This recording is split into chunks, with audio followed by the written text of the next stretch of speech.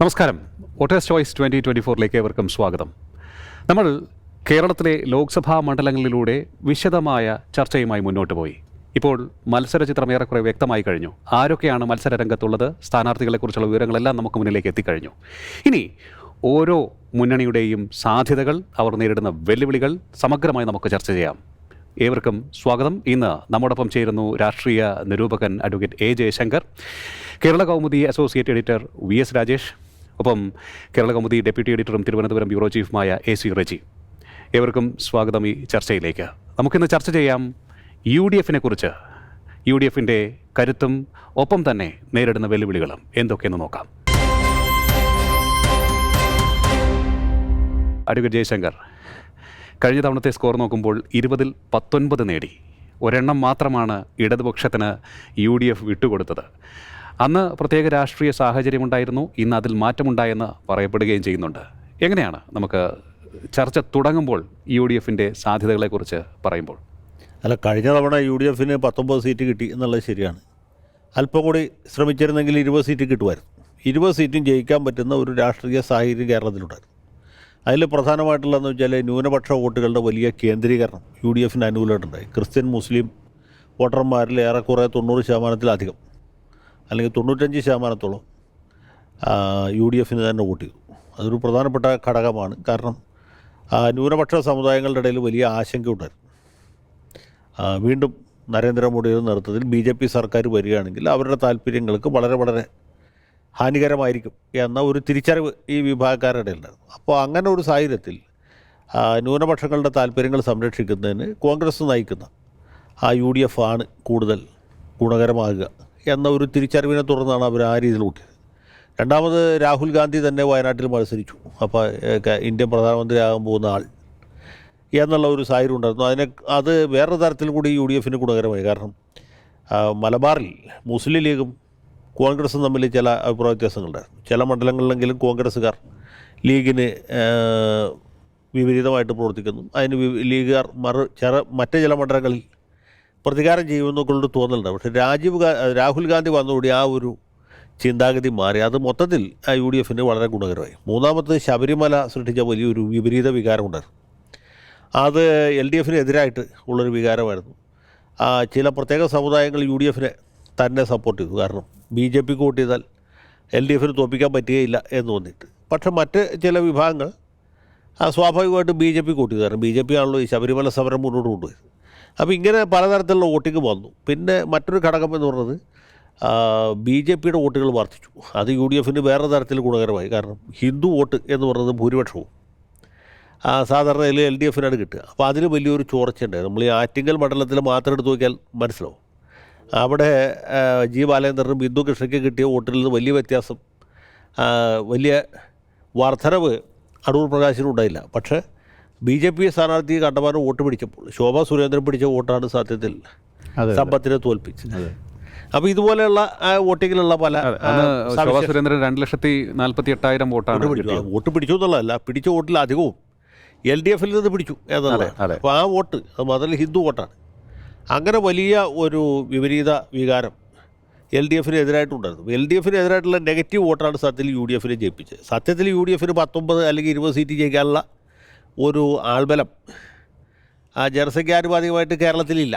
അത് ഒരു അതിര് കടന്ന വിജയമാണ്. 2004 LDF 19 സീറ്റ് ജയിച്ച പോലെ ഒരു മുന്നണിക്കും 19 സീറ്റ് അല്ലെങ്കിൽ 20 സീറ്റൊന്നും ജയിക്കാവുന്ന ഒരു സാഹചര്യം കേരളത്തിൽ രാഷ്ട്രീയ സാഹചര്യത്തിലില്ല. മാത്രമല്ല പിന്നാലെ 2020 നടന്ന പഞ്ചായത്ത് മുനിസിപ്പാലിറ്റി തെരഞ്ഞെടുപ്പിലും 2021 നടന്ന നിയമസഭാ തെരഞ്ഞെടുപ്പിൽ LDF വലിയ തിരിച്ചുവരവ് നടത്തി.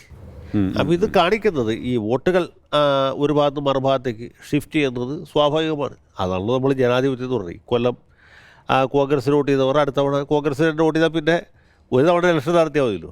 ആളുകൾ മാറി വോട്ട് ചെയ്യും, മാറി വോട്ട് ചെയ്യണം. അതിനാണ് ജനാധിപത്യ ഭരണക്രമം എന്ന് പറയുന്നത്. അപ്പോൾ സ്വാഭാവികമായിട്ടുള്ള ഒരു മാറ്റമാണ്. ഇത്തവണ ഈ പറഞ്ഞ വികാരങ്ങളൊന്നും പഴയ പോലെ ശക്തമായിട്ടില്ല. 2019 2024 വരുമ്പോൾ 2024 വരുമ്പോഴുള്ള മാറ്റം എന്ന് പറയുന്നത് ഇപ്പോൾ ശബരിമല എന്നൊരു ഘടകമില്ല. അത് ആ തെരഞ്ഞെടുപ്പ് കൂടി കഴിഞ്ഞു. മാത്രമല്ല സുപ്രീം കോടതി രണ്ടാമത് വിധി തിരുത്തിയോടുകൂടിയിട്ട് അതിൻ്റെ പ്രാധാന്യം നഷ്ടപ്പെട്ടു.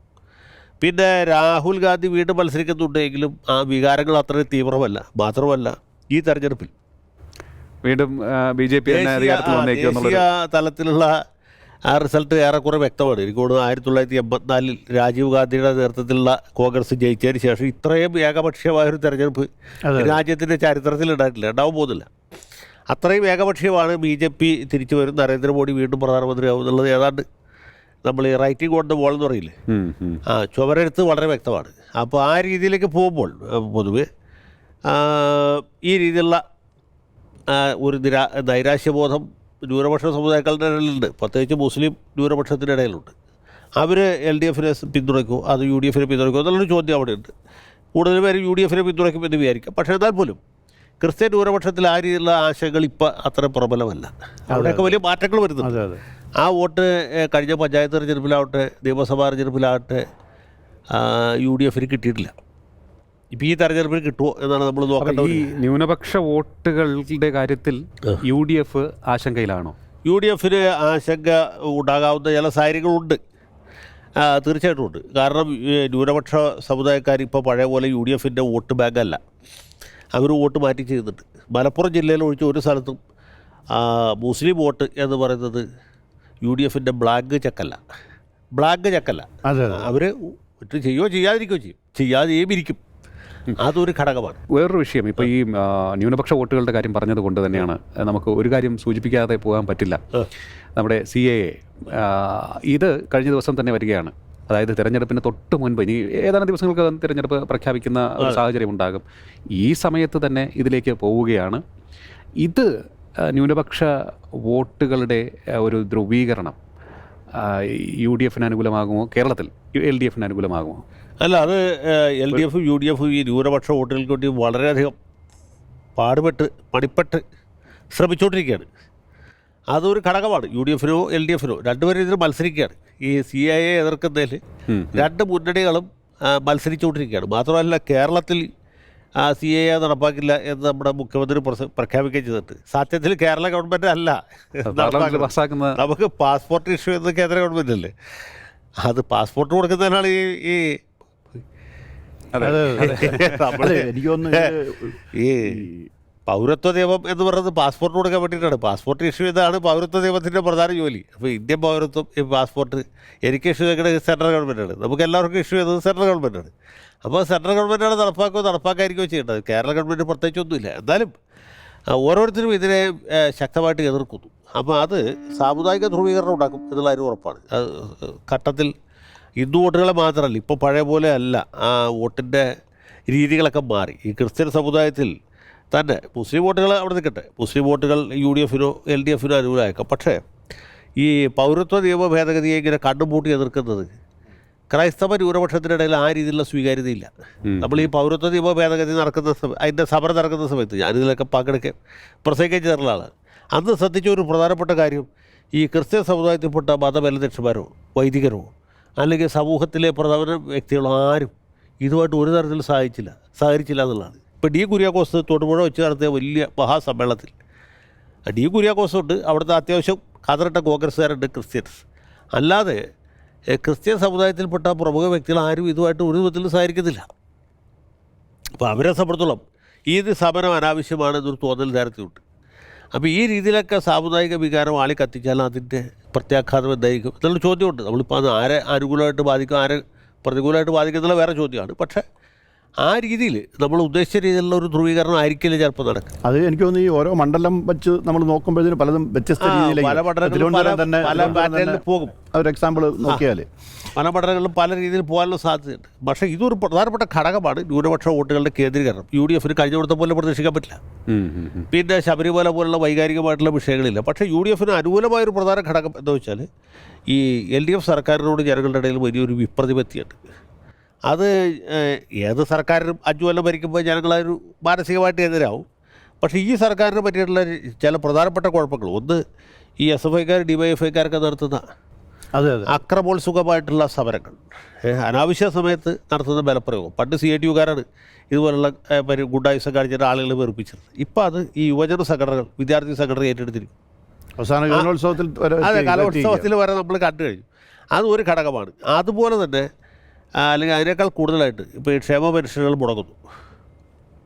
അപ്പോൾ ഇതൊക്കെ അല്ലെങ്കിൽ UDF-ന് അനുകൂലമായ ഒരു ഘടകമായി മാറും. അതൊക്കെ അനുകൂലമായിട്ട് മാറും. കാരണം ജനങ്ങളെ സംബന്ധിച്ചിടത്തോളം അവർക്ക് ആകെ പ്രതികരിക്കാൻ കിട്ടുന്ന ഒരു അവസരം എന്ന് പറഞ്ഞാൽ വോട്ട് ചെയ്യുമ്പോഴാണ്. സാധാരണ ഇതിൽ സംസ്ഥാന സർക്കാരിൻ്റെ ഗുണമോ ദോഷമോ പാർലമെൻറ്റ് തെരഞ്ഞെടുപ്പിൽ ആ രീതിയിൽ പ്രതിഫലിക്കില്ല.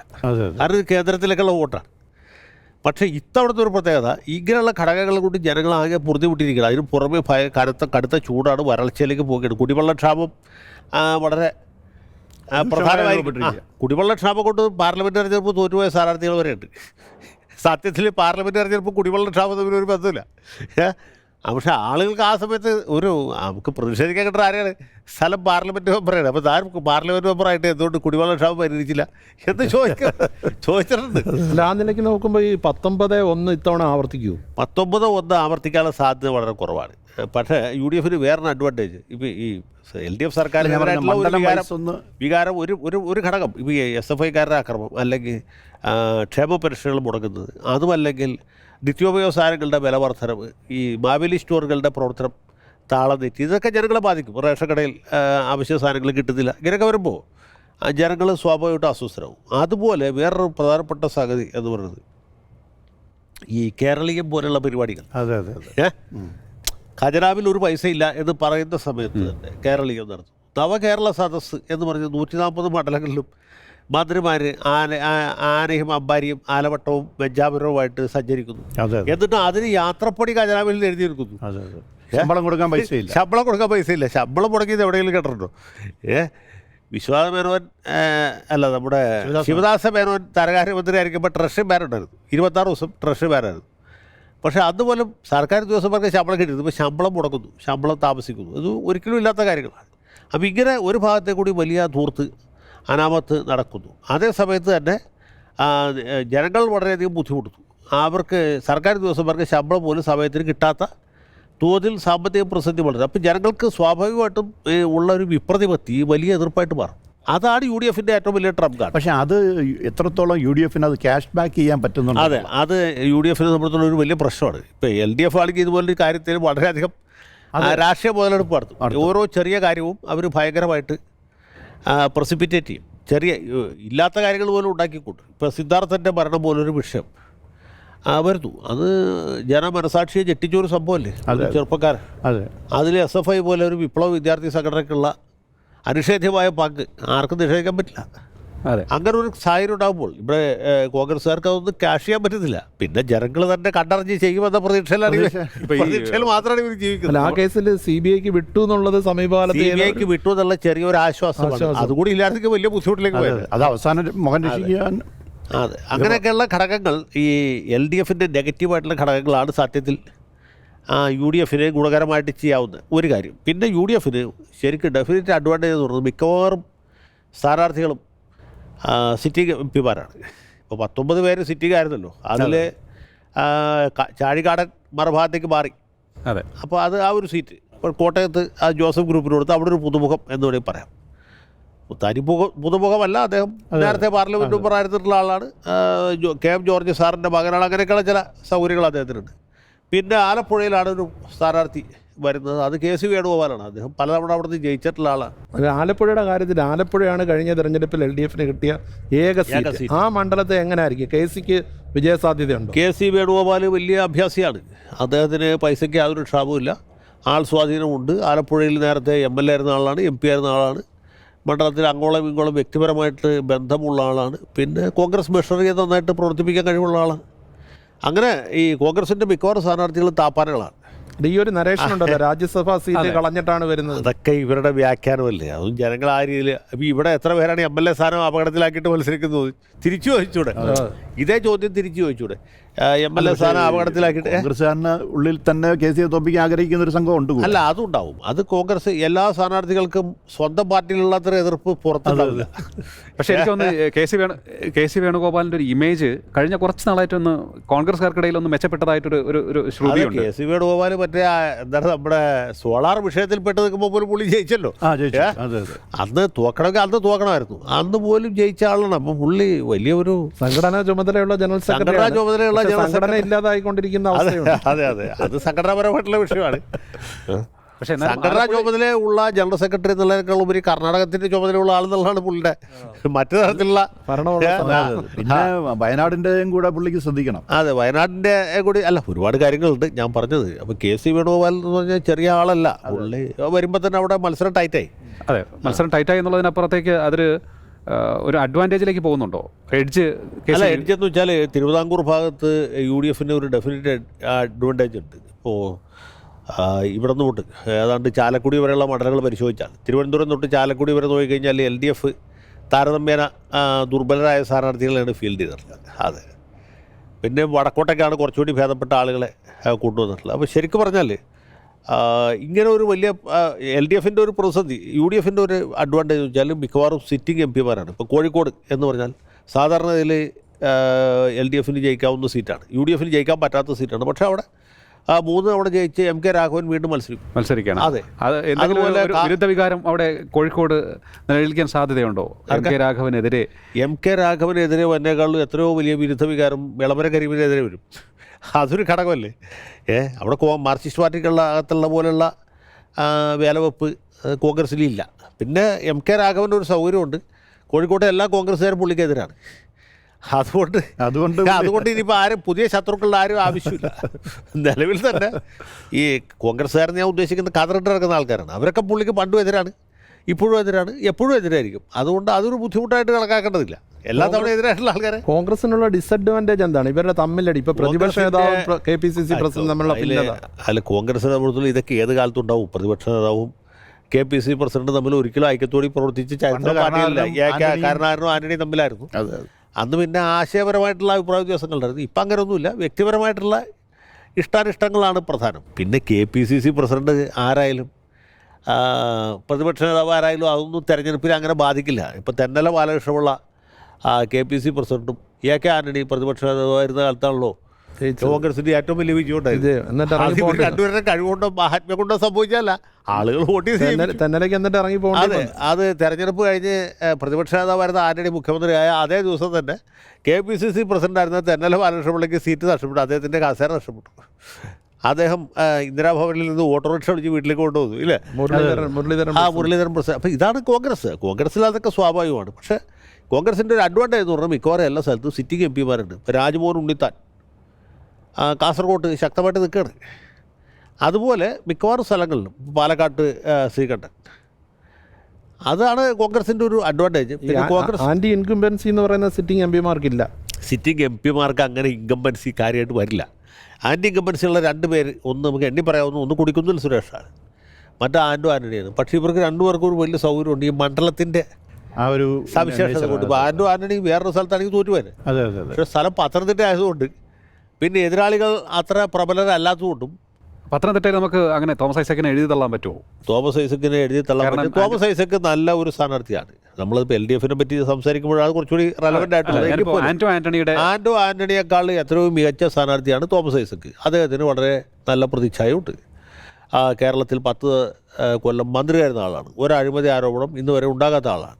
പണ്ഡിതനാണ്, ചിന്തകനാണ്. ഇതൊക്കെ ശരിയാണ്. പക്ഷേ തോമസ് ഐസക്ക് നല്ല സ്ഥാനാർത്ഥി ആകുമായിരുന്നു എവിടെയാണെങ്കിൽ, ആലപ്പുഴയിലായിരുന്നെങ്കിൽ. കൊല്ലത്താണെങ്കിൽ പോലും ഒപ്പിക്കായിരുന്നു. ആലപ്പുഴ പുള്ളിയുടെ ഒരു തട്ടകവും കൂടെ.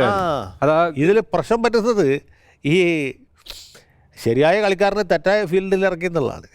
അതെ, കളിക്കാരൻ നന്നായി പറഞ്ഞു, കളം നന്നാവട്ടെ. പത്തനംതിട്ടയിൽ മത്സരിപ്പിക്കാൻ നല്ല സ്ഥാനാർത്ഥി ഒന്നുകിൽ പഴയ റാന്നി MLA രാജു അബ്രഹാം, അല്ലെങ്കിൽ ആരോഗ്യമന്ത്രി വീണ ജോർജ്. ഇവരൊക്കെ ആ തട്ടകത്തിലെ ആളുകളാണ്. സാമുദായികമായിട്ടുള്ള മനസ്സിലായില്ലേ? UDFൻ്റെ പൊതുവിലുള്ള സാധ്യതകളെക്കുറിച്ചും ശക്തി ദൗർബല്യങ്ങളെക്കുറിച്ചും ഒക്കെ നമ്മളിന്ന് ചർച്ച ചെയ്തു. കൂടാതെ തെക്കൻ കേരളത്തിലെ ഏതാനും മണ്ഡലങ്ങളെക്കുറിച്ചും നമ്മളിന്ന് സംസാരിച്ചു. ഈ എപ്പിസോഡ് ഇവിടെ പൂർത്തിയാക്കുകയാണ്. തുടരും UDFൻ്റെ കേരളത്തിലെ സാധ്യതകളെക്കുറിച്ചുള്ള വിലയിരുത്തലുമായി ഈ ചർച്ച അടുത്ത എപ്പിസോഡിൽ. ചർച്ചയിൽ പങ്കെടുത്ത അഡ്വക്കേറ്റ് ജയശങ്കർ, ഒപ്പം തന്നെ VS Rajesh, Keralakaumudi associate editor, Keralakaumudi deputy editor AC Reji, ഏവർക്കും നന്ദി.